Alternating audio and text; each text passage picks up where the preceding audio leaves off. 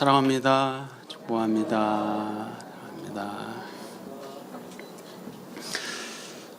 자, 여러분, 어느 날 갑자기 대단한 것을 얻은 사람의 삶은 어떨까요? 어느 날 갑자기 눈 떠보니까 인기를 얻었고, 로또 당첨됐고, 대박이 났다. 어떨까요?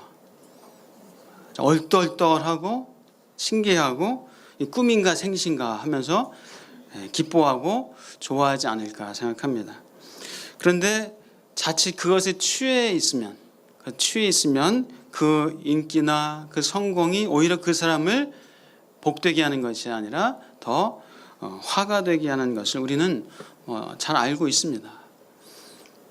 하루아침에 인기를 얻었던 연예인이 신기루처럼 그 인기가 또 사라져 버리니까 그것 때문에 괴로워하고 낙심하면서 삶을 고통스러워하고 스스로 안타까운 어떤 일을 벌이는 그런 것도 우리가 간혹 듣습니다. 자, 우리는 이 성경을 통해서 지난주에 놀라운 기적의 사건을 만납니다. 베드로와 요한이 나면서부터 걷지 못하던 사람을 치료하는, 일어나 걷게 하고 뛰게 하는 그런 사건을 우리는 만납니다. 그 사람을 걷게 하고 뛰게 했으니 얼마나 놀라운 기적, 엄청난 일입니까? 그래서 수많은 사람들이 베드로와 요한에 주목합니다. 야, 베드로는 대단한 사람이다. 정말 놀라운 일을 했다. 정말 위대한 사람이다 하면서 베드로와 요한에 주목합니다. 자, 이럴 때 이제 조심해야 되는 거예요. 이럴 때 조심해야 됩니다. 돈 잘 벌 때 조심해야 되고, 인기가 막 올라갈 때 조심해야 되고, 성공할 때 조심해야 돼요. 잘 나갈 때 조심해야 되죠. 여러분, 그럴 때 조심하실 축복합니다. 근데 뭐 한번 주기라도 해보시고 주지도 않으면서 조심하라고 하십니까? 하나님 주지도 않으면서 주시지도 않으면서 한번 인기나 주시고 성공이나 주시고 돈을 좀 주시면서 한번 조심하라고 하시죠. 뭐 그냥 하루하루 힘겹게 살 뿐입니다. 이런 마음이 있을 수도 있어요. 그런 분들이 많으시리라 생각합니다. 근데 사실 이런 마음이라면, 하나님 그냥 주신다면, 주시면 제가 한번 멋지게, 오히려 이런 마음이라면 하나님의 좋은 것을 안 주시는 것이 복일 수 있다. 복일 수 있다. 여러분, 자녀들에게, 자녀가 만약에 깨끗하지 않은 그릇에 엄마가 거기다 밥 주나요? 이 그릇이 막 그냥 썩은 오물이 있는데 여기다 엄마가 아빠가 거기다 막 음식을 주나요? 아닌 거죠. 그래서 하나님께서 우리에게 주시길 원하십니다. 받으실 수 있기를 축복합니다. 그러나 우리가 그릇으로, 우리가 거룩한 그릇, 받을 만한 그릇으로 준비되어질 때 하나님은 주시는 분이심을 믿으시길 축복합니다. 근데 참 로또에 당첨됐다가 우리가 가끔 뉴스 보면 막 가정이 파탄이 나고, 뭐 어떤 일 벌였다가 사업에 실패하고 이것저것 막 손대봤지만 또 사람들이 막 모여들고, 그래서 막 여기저기 돈 빌려주고 뭐 하다가 오히려 빚더미에 앉는, 가정이 아주 깨어져 버리는 그런 일들을 우리는 가끔 듣습니다. 물론 성공했지만 또 성공한 것 때문에 교만하지 않고 겸손하게 자신의 재산을 10억 그 이상 막 기부하기도 하고, 자신의 재능을 또 재능 기부하는 사람들도 있습니다. 여러분들은 그런 분들, 하나님이 주신 좋은 것들을 나누고 기부하고 베풀며 살아가시는 은혜가 있기를 주의 이름으로 축복합니다.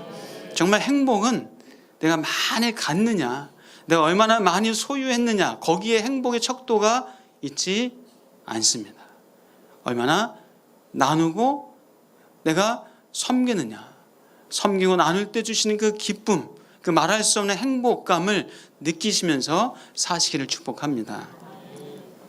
자, 베드로와 요한은 나면서부터 걷지 못했던 사람을 이렇게 세웠으니 교만할 만도 한데, 자랑스러워하고 자기 자신을 막 드러낼 만도 한데, 그러나 베드로와 요한은 교만하지 않았습니다. 오히려 그 기회를 하나님을 드러내는, 하나님을 나타내는 그런 좋은 기회로 삼습니다. 왜 우리를 주목하느냐? 왜 우리를 주목하느냐? 하면서 말합니다. 하나님이 예수 그리스도를 영화롭게 하셨느니라. 이스라엘 사람들아, 그 예수 그리스도 너희가 그 생명의 주를 죽였도다. 그러나 하나님이 그를 살리셨으며 우리가 그의 증인이다. 예수를 믿는 그 믿음이 나면서부터 걷지 못하던 이 사람을 낫게 하였느니라. 예수 그리스도는 구약의 모든 선지자들이 예언한 바로 그 사람이다. 그러므로 회개하고 돌이켜 죄사함을 받으라. 그리하면 너희가 새롭게 되리라. 1500년 전에 모세도 너희에게 나타나게 될 그의 말을 들으라. 듣지 않으면 멸망받으리라고 말했는데 바로 지금을 가리켜 말한 것이다. 2000년 전에 아브라함, 우리의 조상 아브라함에게 하나님께서 말씀하셨는데 너희 씨로 말미암아 복을 받으랴 하신 바로 그 씨가 예수 그리스도다. 베드로는 그렇게 설교를 합니다. 자, 우리 한번 25절 같이 읽어보겠습니다. 25절 말씀입니다.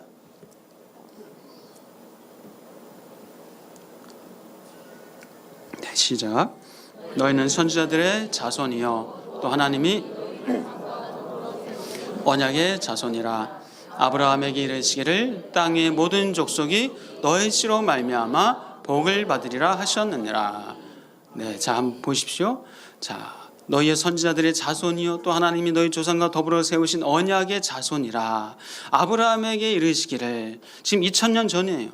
예수님 당시로 따지면 2000년 전에 그 아브라함에게 이르시기를 땅의 모든 족속이 너의 씨로 말미암아 복을 받으리라.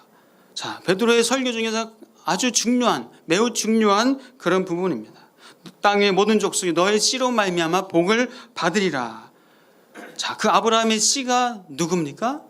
바로 예수다. 너희가 죽인 예수다. 그러나 그 예수 그리스도 하나님께서 살리셨고 이제 그 예수 그리스도를 믿어 회개하고 죄사함을 받으라. 그때 진정한 복을 받는, 그 복을 받는, 아브라함의 씨로 말미암아 복을 받으리라는 그 복을 받게 될 것이다 라는 말씀을 베드로가 하는 거죠.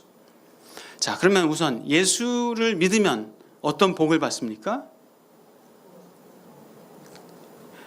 우선 오늘 이 본문처럼 나면서부터 걷지 못하는 사람이 치료되어지는 복을 받습니다. 예수를 믿을 때, 저는 믿습니다. 예수를 믿을 때 이 땅에서도 하나님이 주시는 복을 받을 줄 믿습니다.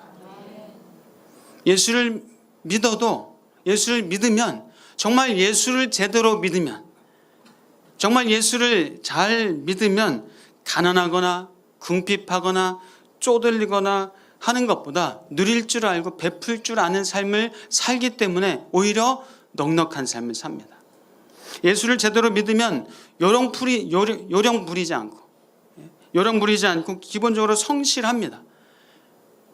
여러분 성실하시죠? 예수를 믿으면 자기 욕심만 채우려고 하지 않습니다. 감사하면서 삽니다. 예수를 제대로 믿으면 하나님이 지혜를 주시고 평안과 또 관계를 맺는 능력을 베풀어 주실 줄 믿습니다.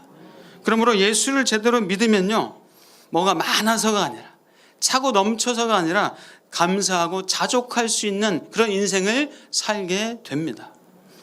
예수를 제대로 믿으면 직장에서도 인정받고 사랑받고 존경받습니다. 왜요? 정직하니까, 성실하니까. 윗사람이 어떤 일을 맡겨도 그 사람이 맡긴 거지만 그러나 이 일은 하나님께서 나에게 맡기신 일이다 라는 마음을 가지고 일하니까 그렇게 인정받고 존경받을 수 있어요. 예수를 제대로 믿으면 그 가정 안에서 친밀함과 사랑이 있습니다. 자녀들은 부모를 공경할 줄 압니다. 왜요? 부부가 하나가 되었기 때문에. 자녀들을 주의 교양과 훈계로 양육하기 때문에 그 가정은 친밀하고 사랑이 넘칠 수밖에 없습니다. 자, 사랑하는 여러분, 우리가 예수 그리스도를 제대로 진정 잘 믿을 때 이 땅에서도 하나님이 주시는 복을 받는다는 사실을 믿으시고 예수 믿는 여러분의 삶이 되시길 축복합니다. 자, 그런데 우리가 예수를 믿으면 무조건 세상에서 이런 일도 잘 되고 저런 일도 잘 되는, 예수를 믿으면 무조건 일도 잘 되고 돈도 잘 벌고 건강하고 예수를 믿으면 만사형통해야 된다. 자, 이 생각은 어떠세요? 자, 예수를 믿는다고 무조건 복을 받는 게 아니에요. 일단 세상의 원리는 심은 대로 거두는 게 세상 하나님의 기본적인 원리예요. 하나님은 수고하고 애를 쓴 만큼 그 결과를 얻게 하시는, 그 열매를 얻게 하시는 것이 하나님의 일반 은총이에요. 일반적인 하나님이 정하신 원리예요. 그래서 예수를 안 믿어도 열심히 성실하게 충성스럽게 자신의 일에 최선을 다하고 살아가는, 정직하고 성실하게 살 때 그 사람은 이 땅에서 잘 살아요. 인정받고 존경받으며 살아갑니다. 우리가 하나님의 은혜는 반드시 그 원인에 대한 결과로 계산되거나 판단될 수 있는 것은 아니다. 은혜는 원인과 상관없이 주시는 것이 하나님의 은혜입니다. 그래서 우리가 때로는 이 땅에서 죄를 졌어요. 성실하지 못했어요. 그때 하나님께 용서를 구하고 하나님의 은혜를 구할 때 하나님이 나쁜 열매가 아니라 좋은 열매를 주실 수 있는 은혜를 가지신 분이라는 겁니다. 하나님은 좋은 열매를 허락하실 수도 있고 나쁜 열매를 허락하실 수도 있어요. 여러분, 하나님의 은혜가 여러분들에게 임하시길 축복합니다. 하나님은 전적으로 자신이 스스로 결정하시고 판단하시고 주권을 행사하시는 분이십니다.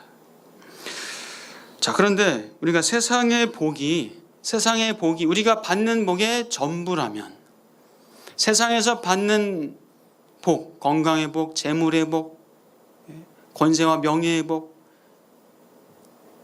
형통의 복, 세상에서 받는 복이 우리의 복의 전부라면은 사실 굳이 예수 믿을 필요는 없어요.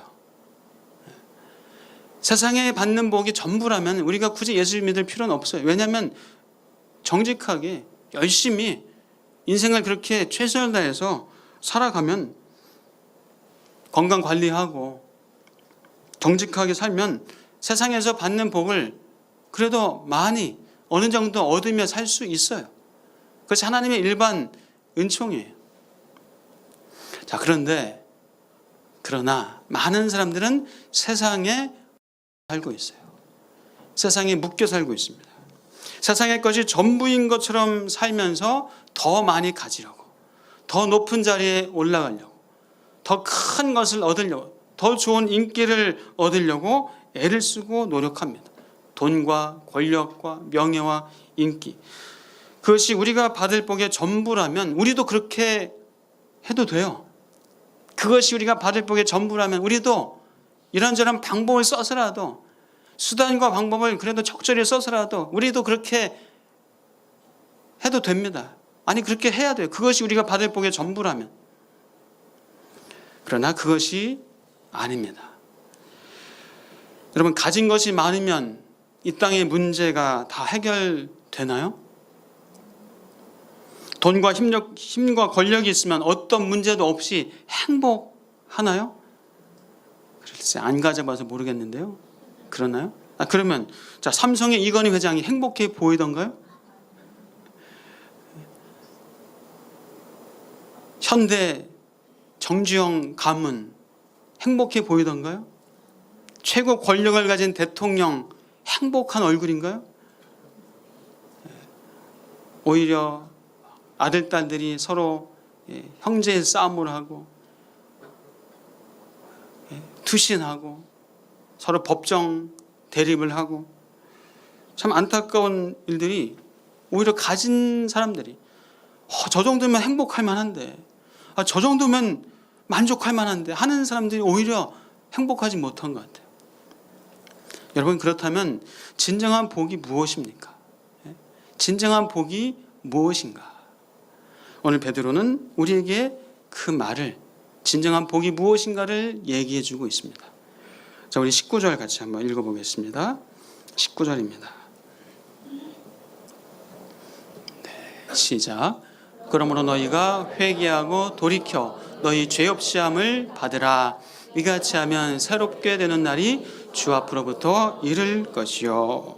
회개하고 뭘 받으라고요? 죄 없이 함을 받으라. 이같이 하면 새롭게 되는 날이 올 것이다. 죄 없이 함을 받으라. 베드로의 설교는 오늘 이 3장에서도 그렇고요. 전에 직전 2장에서도 많은 사람들이 몰려오잖아요. 마가의 다락방에서 엄청난 막 기적과 방언과 있으니까 사람들이 막 수천 명이 모여들잖아요. 그때 베드로가 말하잖아요. 사람들이 우리가 어찌할꼬 라고 할 때 베드로가 너희가 회개하여 각각 예수 그리스도의 이름으로 세례를 받고 죄사함을 받으라. 그러면 성령을 선물로 받을 것이다. 구원을 받을 것이다. 베드로의 설교의 핵심은 그거였어요. 예수 그리스도의 이름으로 세례를 받고 죄사함을 받으라. 베드로는 인간의 가장 근본적인 문제에 대해서 말하고 있습니다. 인간의 가장 근본적인 문제. 인간은 병듭니다. 여러분도 병드신 분 많으시죠? 아픕니다. 사건, 사고가 끊이지 않습니다. 예측할 수 없는 일들이 너무 많아요.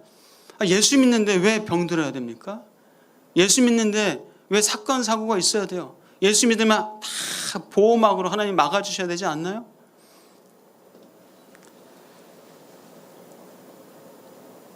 모든 인간은 죽음 앞에서 빗게 갈 수 없어요. 어제도 장례식 2군데를 다녀오면서 모든 인간은 죽음 앞에서 빗게 갈 수가 없습니다. 그 모든 것의 문제는 바로 죄입니다. 죄의 문제. 그래서 베드로는 오늘 우리에게도 그 당시 많은 무리에게도 죄사함을 받으라. 예수 그리스도를 믿고 인간의 가장 강력한 문제, 그 죄사함을 받으라라고 말하고 있는 겁니다. 죄의 결과는 사망이기 때문에 죄는 하나님과의 단절이에요. 하나님과의 단절이기 때문에 부족함과 결핍과 공허감을 느낍니다. 사람들이 하나님과 단절됐기 때문에 결핍과 부족함과 공허감을 채우려고 돈으로 채우려고 세상의 권력으로 채워보려고 인기로 채워보려고 하지만 여러분 해결이 되던가요? 채워지던가요? 그래서 사람들은 다른 방법, 선행과 도덕과 윤리와 철학과 공부와 이런저런 연구와 그러나 그 어떤 것으로 인간의 허전함과 허무함과 공허함과 결핍을 채울 수 없어요. 왜요? 죄가 결핍이기 때문에 죄를 해결받지 않고서는 죄사함을 받지 않고서는 그것을 해결받을 수가 없는 겁니다. 여러분 이건희 회장이 해결했나요? 불로 장생하나요? 대통령과 국회의원 유정자들이 영원 불멸하나요? 인간의 문제를 해결했나요? 결코 아닙니다. 죄사함이라는 것은 인간의 근본적인 문제를 해결하는 최고의 이슈, 최고의 문제예요. 죄사함. 여러분 그러므로 죄사함이 복음의 핵심이에요. 죄사함이 복음의 핵심입니다. 죄사함이 십자가의 핵심이에요. 죄사함이 예수 그리스도의 핵심입니다. 여러분 죄사함을 받으셨습니까? 큰일 났네요. 죄사함을 몇 분 안 받으신 거예요? 받으신 줄 믿습니다. 여러분 죄로부터 떠났고 죄 문제를 해결 받으셨습니까? 아멘. 자, 그런데 참 이상하게도 죄사함을 받았는데 여전히 죄 때문에 힘들어요. 죄사함을 받았는데 여전히 죄 문제로 고통스러워요. 죄에 넘어져요. 죄를 만져요. 죄를 저질러요. 죄에 그냥 실패해요. 왜 예수를 믿어도 견고하게 서지 못하고 자꾸 넘어집니까? 죄사함을 받았다고 하는 예수 그리스도를 믿는다고 하는데 왜 믿어도 안 믿는 사람과 교회 안 되는 사람과 별반 다르지 않게 살고 있는 겁니까? 믿는다고 해서 별 열매가 없는. 왜 그렇습니까? 왜 그렇죠? 죄사함을 받았는데 왜 그렇죠? 이 죄사함을 제대로 분명하게 확실하게 죄사함을 인식하지 못하기 때문이 아닌가 생각합니다. 죄사함을 그냥 원리로만, 그냥 이론으로만, 개념적으로만 알고 있는 거예요. 예수 믿고 나의 죄를 용서받았어. 난 이제 의로운 자가 됐어. 난 이제 언제 죽어도 천국 갈 수 있어. 여러분 물론 맞습니다. 여러분 그렇게 믿으셔야 됩니다. 믿으실 축복합니다. 알고 계신 거예요. 그런데 왜 그 믿음이 나의 삶하고 연결이 안 되는가? 왜 그 믿음이, 이 죄사함의 믿음이 왜 나의 삶하고 연결이 안 되는가? 우리가 개념으로만, 그냥 원리로만 알고 있기 때문이라고 생각합니다. 다시 말해서 우리가 죄를 잘 모르는 거예요. 죄를 잘 모르는 거예요. 죄를 제대로 이해하지 못하는 거예요. 죄의 본질을 잘 모르는 거예요. 여러분 공기를 잘 아세요? 공기의 본질을 잘 아십니까? 제가 그래서 공기가 어떤 건가 한번 찾아보니까 21%의 산소와 78%의 질소와 이산화탄소 약 1%가 안 되는, 또 헬륨, 네온, 이런저런 가스, 이런 것들이 적절하게 있어야 우리가 호흡할 수 있는 거예요. 산소가 많아도 안 돼요. 질소가 많으면 우리는 질식해요. 미세먼지만 있어도 우리는 호흡이 힘들잖아요. 우리 공기가 있는 것은 아는데 그냥 알고만 있는 거예요. 있다는 것을. 죄는 아는데 죄가 정말 어떤 것인지, 죄가 얼마나 심각한 것인지, 죄가 얼마나 비참하게 우리를 만드는 것인지, 죄가 우리를 얼마나 처참하게 만드는 것인지, 죄의 본질이 어떤 것인지 우리가 잘 모르는 거예요. 내가 얼마나 오염되어 있는지, 죄로 말미암아 나는 영원한 멸망을 당할 수밖에 없다는 사실, 이 죄에 대해서 우리가 잘 인식을 못해요. 종교개혁자 루터는 젊을 때부터 이 죄에 대해서 이 처절한 고통과 절망을 했어요. 내가 얼마나 악한 존재인가, 왜 내 죄를, 이 죄책감을 왜 이기지 못하는 것인가, 내가 얼마나 악질이고 죄인 중에 괴수인가. 루터는 괴로워했습니다. 루터는 우리가 아는 것처럼 의인은 믿음으로 말미암아 사느니라, 믿음으로 의롭게 된다, 이신칭이라는 놀라운 진리를 성경을 통해서 깨닫게 됩니다. 근데 그가 깨닫기 전에 죄를 짓고 있는 자신의 모습을 끊임없이 괴로워하고 낙심하고 죄책감에 시달렸습니다. 그가 수도사로 있으면서 30대 초반에 로마 교황청을 방문할 기회가 있을 때, 그 로마에 갔을 때 그 빌라도 계단을 무릎으로 올라가면 죄사함이 임하고 하나님의 큰 은총이 임한다는 그 빌라도 계단을 무릎으로 올라갔어요.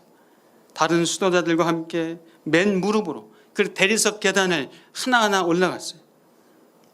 옷가지가 찢어지고 살갗이 찢어지고 피가 터지고, 그런데 하나님의 은총을 체험해야 된다는 그 열망을 가지고 그는 맨 무릎으로 그 돌계단을 올라갔습니다. 급기야 무릎 힘줄이 드러나고 뼈가 대리석에 닿아서 너무너무 뼈가 드러나는 걸 고통을 당하는, 그래도 그는 참고 계단을 무릎으로 올라갔어요. 왜요? 하나님의 은혜를 열망하기 때문에, 죄사함을 열망하기 때문에. 그러다가 그는 하나님의 깨달음을 얻었어요. 이런 고행을 통해서 속죄함을 얻고 하나님의 은총의 세계에 이르는 것이 아닌데, 그러면서 말씀을 통해서, 성경을 통해서 믿음으로 의롭게 된다는 것을 깨닫게 됩니다. 많은 수도사들은 밤마다 채찍으로 자신의 몸을 그 채찍으로 쳤어요. 자신의 죄를 죽이기 위해서, 그 죄책감을 죽이기 위해서, 미워하면서, 죄를 미워하면서 그 죄책감으로부터 자유를 얻기 위해서 자신의 몸을 학대하면서 채찍으로 휘두르면서 쳤습니다. 그러나 그들은 죄에 대한 고통, 그 심각한 죄책감을 떨쳐버릴 수 없습니다. 떨쳐버릴 수 없어요. 우리는 나 자신이 얼마나 악하고 교만하고 마땅한 죄로 심각하게 오염되어 있는, 죄로 처참한 멸망을 당할 수밖에 없는 존재라는 인식을 우리는 해야 됩니다. 자, 어느 목사님 설교를 듣다가 그 목사님이 그런 얘기를 하시더라고요. 이 결혼한 33살의 젊은 남자가 집에 도둑이 들어가지고 돈 조금, 얼마 안 되는 돈, 또 컴퓨터를 도둑 맞았대요. 뭐 새로 사면 되죠. 뭐 돈 얼마 도둑 안 맞았으니까 뭐 별일 아니죠. 그런데 얼마 후에 그 남자한테 전화가 왔어요. 그 컴퓨터 안에 자기가 결혼하기 전에 사귀던 애인과 참 재미삼아서 찍었던 그 성관계 동영상이 그 컴퓨터에 있어가지고 그것이 인터넷으로 퍼진 거예요. 얼마나 그는 너무나 당혹스럽고 이 말도 안 되는 일이 벌어진 거예요. 아내가 알면 어떡하나,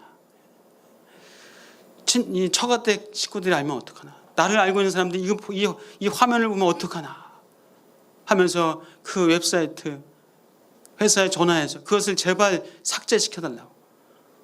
그러나 그것을 삭제한들 이미 퍼지고 퍼진 그 동영상을 막을 수가 없는 거예요.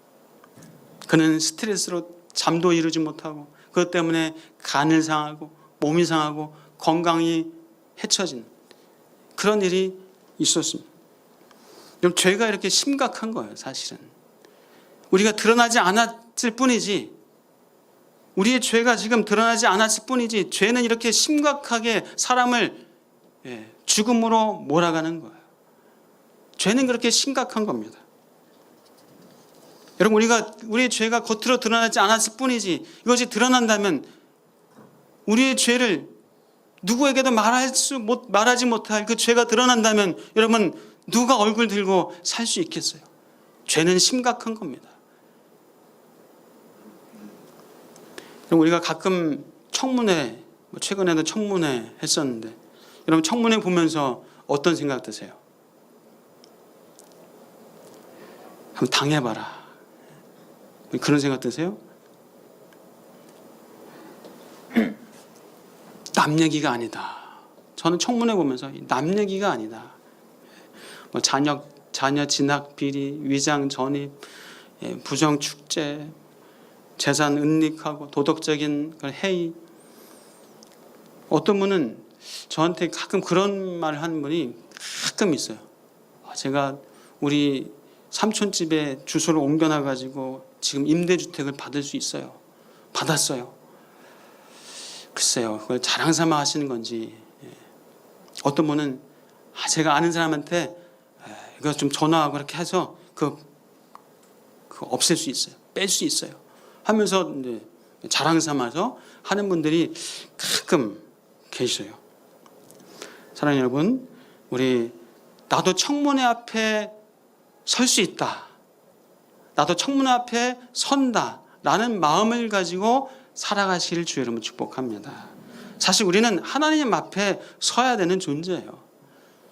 하나님 앞에 섰을 때 우리의 자그마한 죄까지도 다 낱낱이 드러날 수밖에 없는 그런 존재.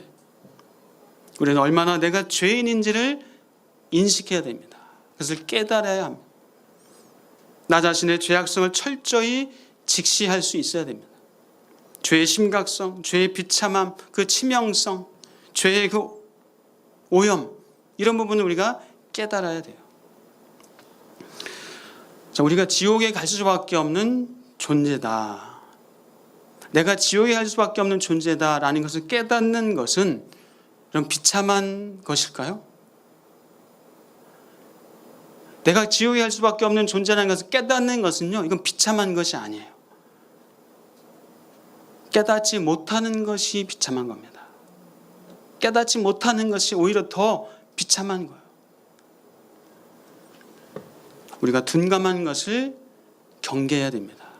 둔감한 것을 두려워해야 됩니다. 나만큼만 살라 그래. 이 정도 살면 잘 사는 거잖아. 사랑하는 여러분, 죄가 더한 곳에 은혜가 더 넘쳤나니라는 말씀을 합니다. 죄를 많이 지으면 은혜 많이 받는다는 얘기가 아니라 내가 얼마나 죄인인가, 내가 얼마나 죄로 오염된 존재인가, 이 죄로 말미암아 나는 죽을 수밖에 없는 존재인가를 깨달으면 깨달을수록 하나님의 은혜가 넘친다는 말씀이죠. 좀 저도 마찬가지입니다. 사실 저도 똑같아요. 며칠 전에 아내가 저한테 무슨 말을 했어요. 기분이 엄청 나쁘더라고요. 속이 막 상하더라고요. 내가 목사인데, 내가 모태신앙인데, 내가 목회를 몇 년 했는데, 내가 목사 아들로 태어나가지고 내가 목회를 얼마나 많이 아는데 당신이 뭘 한다고 라고 말하고 싶었지만 속으로 내가 목사인데, 내가 목사의 아들 태어나가지고 내 목회를 얼마나 잘하는데, 내가 목회를 몇 년 했는데 자기가 뭘 한다고 제 안에서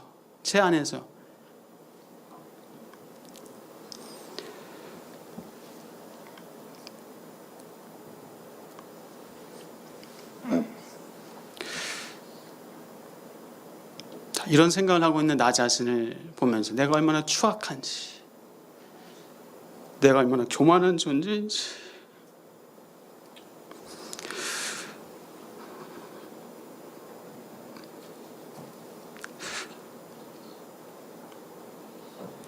얼마나 악한 존재인지, 죄에 둔감한 존재인지를 하나님이 또 알게 하십니다.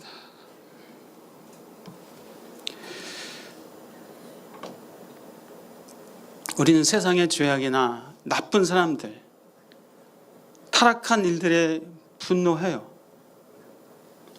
아니 저럴 수가 있어. 어떻게 저런 짓을 할 수 있어. 당장 감옥에 쳐넣어야 돼. 사형을 시켜야 돼. 우리는 세상의 악한 것에 분노를 합니다. 그런 분노를 하면서 자신의 죄에 대해서는 분노하지 않아요. 나 자신의 죄에서는 분노하지 않아요. 구원받은 자는 죄로 말미암아 나는 지옥에 갈 수밖에 없는 존재라는 처절한 깨달음이 있습니다. 난 저 사람보다 나만큼만 살면 돼. 저 사람 정말 구원받았을까? 이런 생각은 아직 아닌 거예요. 하나님의 은혜를 아직 모르는 겁니다. 존 뉴턴이라는 사람은 노예 상인이었다가 목사가 된 분입니다. 그는 이런 말을 했어요. 내가 죄인이었다는 것과 예수님이 구주라는 것밖에는 나는 말할 것이 없습니다. 필립 얀시는 내 안에 하나님이 없다라는 책을 통해서 이런 말을 합니다. 우리는 두 개의 돌멩이를 가지고 살아야 된다. 늘 우리는 한 가지 돌멩이는 꺼내면서 나는 하나님의 보배롭고 존귀한 하나님의 자녀다. 난 영광스러운 하나님의 백성이다 라는 그런 돌멩이를 꺼내서 우리는 늘 생각해야 돼. 그러나 또 하나의 돌멩이는 나는 영원히 죽을 수밖에 없는 존재, 이 죄로 말미암아 나는 지옥에 던져질 수밖에 없었던 존재이다. 나의 죄성을 깨닫고 늘 그것을 또한 기억해야 한다는 그런 얘기를 했습니다. 이사야 선지자도 고백했습니다. 화로다 나여 망하게 되었도다. 나는 입술이 부정한 사람이요. 베드로도 예수님 앞에서 고백했습니다. 나는 죄인으로소이다. 나를 떠나소서. 구원받은 자의 입에서 나오는 고백입니다. C.S. 루이스는 이렇게 말합니다. 하나님은 절대 선이시다. 우리 인간은 죄로 말미암아 하나님의 선하심의 원수와 대적이 되었다. 하나님을 떠나서도 살 수 없으며 하나님 없이도 살 수 없으며 하나님과 더불어도 살 수 없는 존재가 되었다. 하나님은 우리에게 가장 필요하지만 가장 도망가고 싶은 존재가 되어버렸다. 하나님은 위안이지만 공포의 대상이 되었다. 이런 딜레마에서 벗어나는 것이 죄사함이다.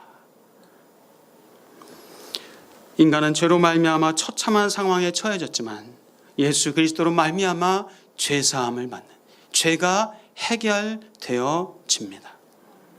죄사함을 받는 것은 그러므로 인생 최고의 복 중의 복이에요.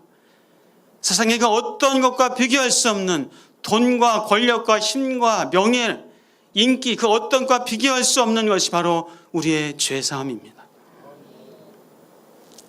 죄사함을 받은 자는 죄사함이 얼마나 어마어마하고 형언할 수 없는, 나 자신의 힘으로는 해낼 수 없는 일이라는 것을 깨닫게 됩니다.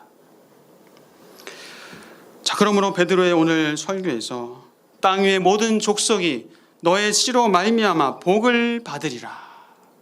그 복, 너의 씨로 말미암아, 아브라함의 씨 예수 그리스도로 말미암아 복을 받으리라.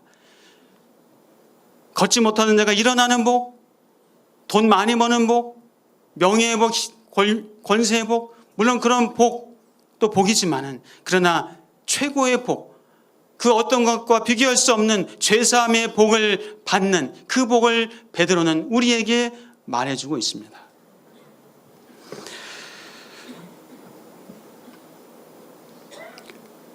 너의 씨로 말미암아 복을 받으리라. 이 말씀, 예수 그리스도로 말미암아 저와 여러분이 그 복을 받으신 줄 믿으시기를 주의 이름으로 축복합니다. 또한 이제 우리가 그 씨가 되어졌다는 사실을 기억하시고 믿으시길 주의 이름으로 축복합니다. 예수 그리스도를 믿는 우리를 가리키는 또한 말씀이에요. 아브라함의 영적인 자손이 된 우리를 가리키는 말씀입니다.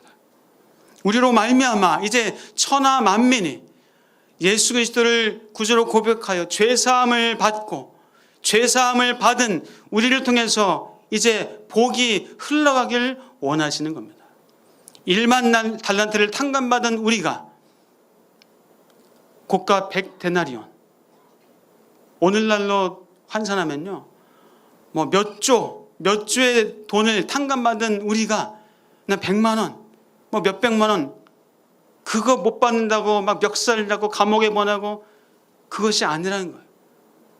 죄사함이 얼마나 엄청난 은혜인지, 죄사함을 받았다는 것이 어마어마한, 내가 결코 할 수 없는 얼마나 위대한 것인가를 아는 사람은, 그 은혜를 아는 사람은 나에게 어떤 말을 하고 나를 어떻게 힘들게 하고 나에게 상처 주고 한다 할지라도 그것을 넉넉하게 품을 수 있는 것은 죄사함의 은혜가 얼마나 큰지를 아는 사람은 가능한 겁니다.